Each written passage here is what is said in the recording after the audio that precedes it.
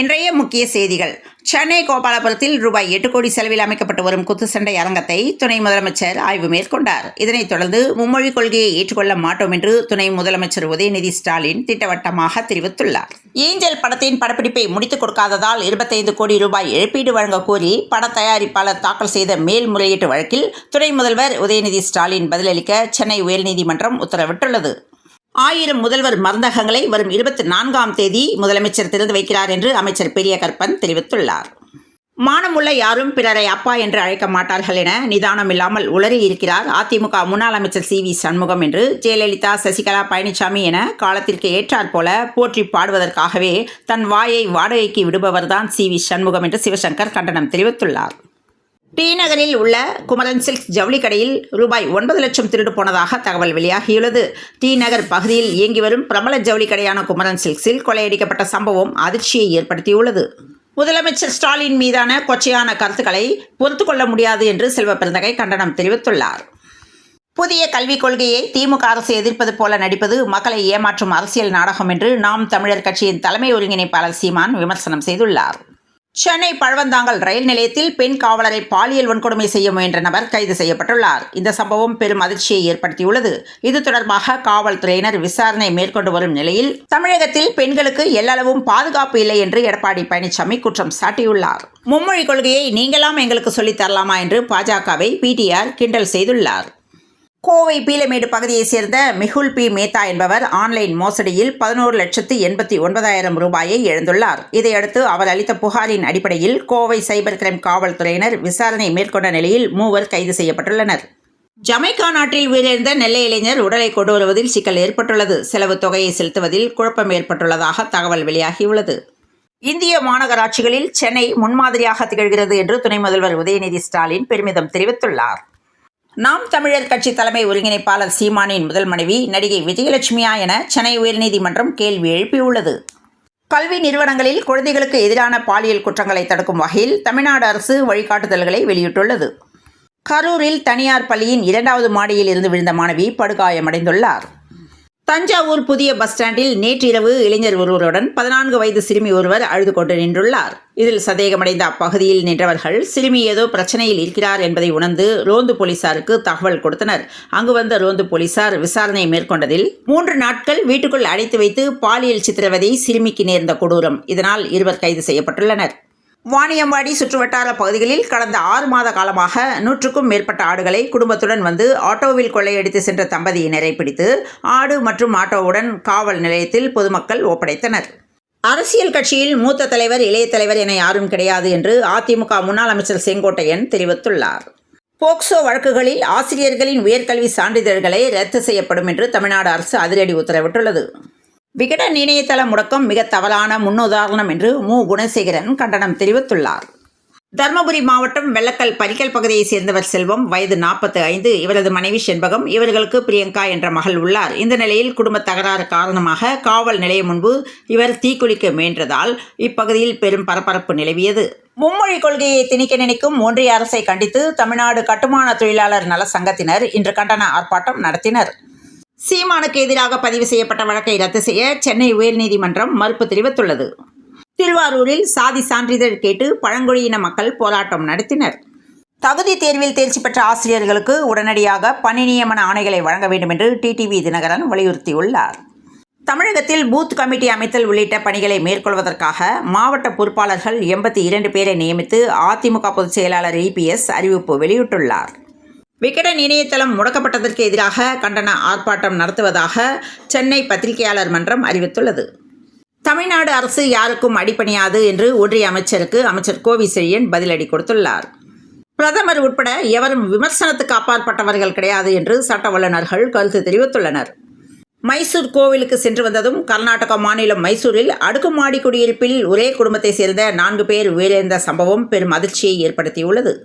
பாஜகவை காப்பாற்ற நினைக்கும் அதிமுக அடிமைகள் என்று MM அப்துல்லா MP கண்டனம் தெரிவித்துள்ளார். அதிமுக மாவட்ட பொறுப்பாளர்கள் பட்டியலில் செங்கோட்டையின் பெயர் இடம்பெறவில்லை என்ற தகவல் வெளியாகியுள்ளது. சர்வசாதாரணமாக இந்த வழக்கை முடித்துவிட முடியாது என்று சீமானுக்கு நீதிமன்றம் இடியை இறக்கியுள்ளது. சிவகங்கையில் பள்ளி சிறுமி, மூதாட்டி உட்பட 10 பேரை கடித்த வெறிநாய்களால் பொதுமக்கள் அச்சமடைந்துள்ளனர். நிதி தராவிட்டால் வரி செலுத்த முடியாது என்று தமிழக அரசு தீர்மானம் நிறைவேற்ற வேண்டும் என்று சீமான் தெரிவித்துள்ளார். திருநெல்வேலியில் கார் பதிவு செய்வதற்கு ரூபாய் 20,000 லஞ்சம் கேட்ட புகாரில் வள்ளியூர் மோட்டார் வாகன ஆய்வாளர் பெருமாள் மீது லஞ்ச ஒழிப்பு போலீசார் வழக்கு பதிவு செய்துள்ளனர். சென்னை மயிலாப்பூர் கோவில் சித்திரக்குளத்தை சீரமைக்க சென்னை மாநகராட்சி முடிவு செய்துள்ளது. சென்னை எழும்பூர் காவல் ஆணையர் அலுவலகத்தில் பழவந்தாங்கல் பகுதியைச் சேர்ந்த 25 வயது மதிக்கத்தக்க பெண் காவலர் பணியாற்றி வருகிறார். இவர் வழக்கம் போல பணி முடிந்து தனது வீட்டிற்கு செல்வதற்காக எழும்பூர் ரயில் நிலையத்திலிருந்து மின்சார ரயில் மூலம் பழவந்தாங்கல் செல்வது வழக்கம். அப்போது இளைஞர் ஒருவர் பெண் காவலருக்கு பாலியல் தொல்லை கொடுத்துள்ளார். இந்த சம்பவம் அப்பகுதியில் பெரும் பரபரப்பை ஏற்படுத்தியுள்ளது. பிக் பாஸ் சீசன் 8 வெற்றியாளரான முத்துக்குமரன் நடிகரும் அந்நிகழ்ச்சியின் தொகுப்பாளருமான விஜய் சேதுபதியை நேரில் சென்று சந்தித்துள்ளார்.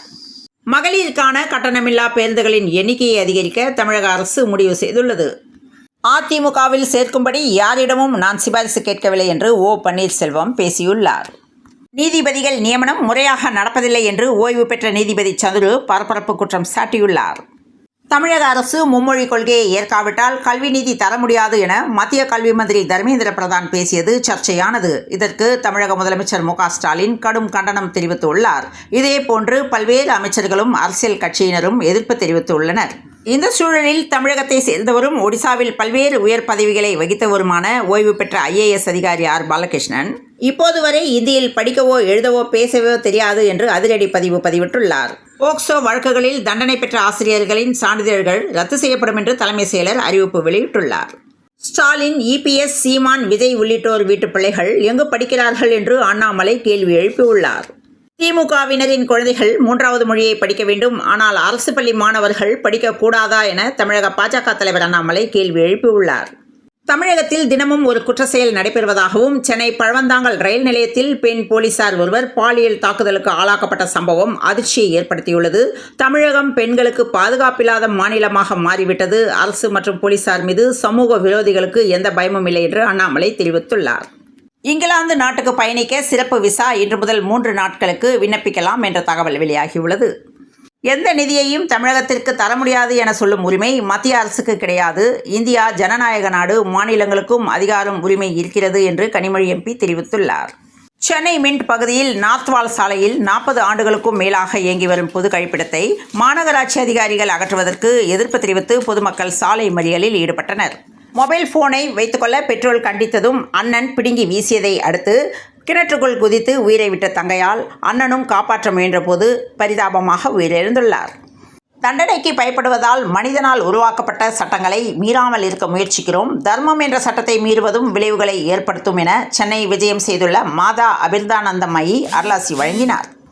திருவண்ணாமலை மாவட்டம் செய்யாறு தாலுகா புதுக்கோட்டை கிராமத்தை சேர்ந்தவர் சத்தியமூர்த்தி, வயது 22. லாரி டிரைவரான இவர் 13 வயதுடைய பள்ளி மாணவியிடம் இன்ஸ்டாகிராமில் பழகி வந்துள்ளார். தொடர்ந்து மாணவியிடம் காதலிப்பதாக நைசாக பேசி விவசாய நிலத்திற்கு அழைத்து சென்று கட்டாயப்படுத்தி பாலியல் வன்கொடுமையில் ஈடுபட்டு கர்ப்பமாக்கியுள்ளார். கடந்த 2024ஆம் ஆண்டுக்கான BBC-யின் சிறந்த இந்திய விளையாட்டு வீராங்கனை விருது துப்பாக்கி சுடுதல் வீராங்கனை மனுபாக்கருக்கு திங்கட்கிழமை அறிவிக்கப்பட்டது. 23வது தேசிய பாரா தடகள சாம்பியன்ஷிப் சென்னை ஜவஹர்லால் நேரு விளையாட்டு அரங்கில் இன்று தொடங்குகிறது. மகளிர் பிரீமியர் லீக் கிரிக்கெட்டின் 4வது ஆட்டத்தில் நடப்பு சாம்பியன் ராயல் சேலஞ்சர்ஸ் பெங்களூரில் 8 விக்கெட்டுகள் வித்தியாசத்தில் டெல்லி கேபிட்டல்ஸை திங்கட்கிழமை வெற்றி கண்டது. தங்கம் விலை மீண்டும் அதிகரித்தது. அதன்படி சென்னையில் இன்று 22 கேரட் ஆபரண தங்கத்தின் விலை ஒரு சவரன் ரூபாய் 400 அதிகரித்து 63,520 ரூபாய்க்கும், கிராமுக்கு ரூபாய் 50 அதிகரித்து 7,940 ரூபாய்க்கும் விற்பனையானது. தமிழகத்தில் அடுத்து வரும் 4 நாட்களில் வெப்பம் இயல்பை விட 2 - 3 டிகிரி செல்சியஸ் அதிகமாக இருக்கக்கூடும் என்று மண்டல வானிலை ஆய்வு மையம் எச்சரிக்கை விடுத்துள்ளது. இத்துடன் இந்த செய்திகள் நிறைவடைந்தன. தொடர்ந்து இணைந்திருங்கள் பிரபாஸ் கர்மம் செய்திகளுடன். மீண்டும் மற்றொரு செய்தியில் சந்திப்போம். நன்றி, வணக்கம்.